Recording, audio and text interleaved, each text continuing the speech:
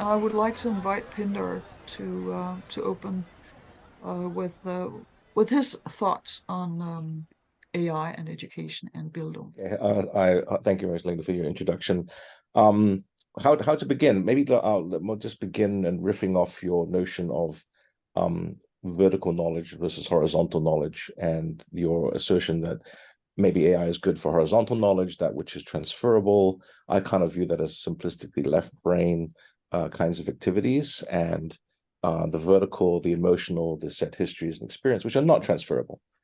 And so what I tried to do in the preamble was, obviously today's the equinox. We have a balance of light and dark in the world. And I thought we would be trying to have some fun in this conversation, primarily because in other venues, they tend to be very serious, talking about the emergence of superintelligence and all the sort of the race, so to speak, between East and West. One has all the algorithms, one has all the people, all the data for training, et cetera, et cetera. So how exactly will that function in today's current geopolitics, which I think we also need to recognize. So I have a phrase which is, I feel, therefore I am, trying to riff off, I think before I am, primarily because thinking, I think, is still very much verbal. And as babies, we have emotion before thought. And so in a world of fake news and fake data, looking forward, I think it's going to be increasingly difficult to discern fake education, if there was a term. And yet, at the same time, as a species, taking a planetary view, if I may, as a species with both the capacity for language and the capacity for imagination, we have also a capacity for cooperation at a scale which I think needs to actually increase. So for the last, I guess, decade, I've been playing in the area of cryptocurrencies, primarily because I view that the role of money is becoming unbundled. If you search for my name in terms of a wallet in every device and how to loan money from a machine to a machine, which is kind of very Hong Kong mindset. We are a financial center, so if these entities come along, how can we loan money to it? How can we? What is the future cooperation actually between man or humans and machines? So it's not necessarily a sort of a clean room where you can say, okay, just have machines on one core, algorithms on one side and humans on the other. In fact, I think for the last decade, we've been looking at the interface between the two. Exactly how will that narrative shape? Unfortunately, it's shaped between two sort of worldviews. One you could broadly describe as being a Terminator inspired worldview of just AIs plus some kind of arms and legs or guns, sort of the rise of the killer robot kind of narrative. And on the other hand, you have from I guess the Eastern side, sort of the Japanese anime fluffy view, where in fact we can cooperate.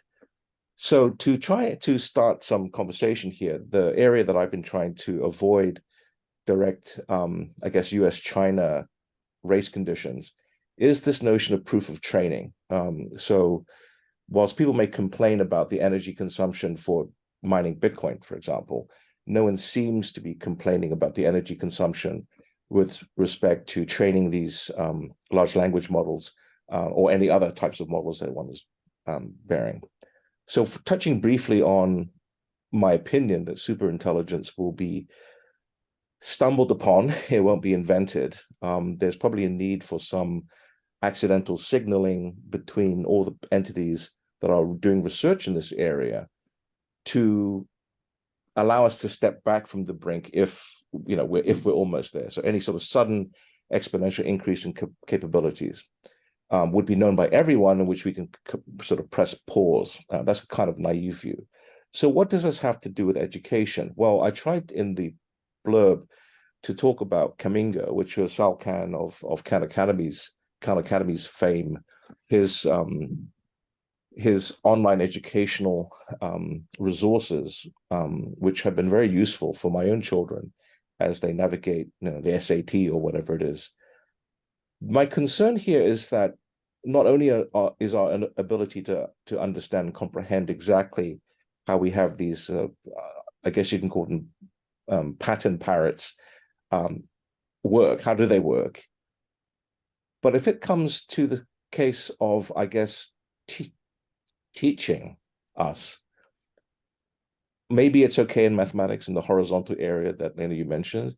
I do have very deep reservation in terms of anything on the vertical side, primarily because our ability to discern when we ourselves are being hacked through the psychologists and people who will try inevitably to make money from this, is there a cause for pause? And so I think the default situation for me, and with due apologies to Josefa, is that, you know, for the education portion, maybe actually an outright ban initially might be provocative, just to say, hey, look, you know, let's put a stop to all other areas but this, primarily because education is the very field that is very, if misconstrued, it completely shapes our worldview, and it will, in the world of so-called fake news, if we have a fake education, so to speak, then we will never be able to debug it. So what I would suggest is flipping it. And in other venues, I've talked about proof of training, which is the ability to detect bias and in your various data sets, such that we will be able to fix it. So who's training whom, I guess, is really the question I have for this evening. Or who's educating whom? So if it takes a village to raise a child, perhaps it takes a planet to raise an AI. So just provoking, I'm just trying to kick things off. I do want to be playful because I think there is a failure of imagination, and you have a whole day ahead of discussion. And therefore, I don't want to be constrained by the current narratives, principally that revolve around fear. So I think Sal Khan's view is a little bit more helpful, but I would like to open it even further through discussion today. Thank you very much.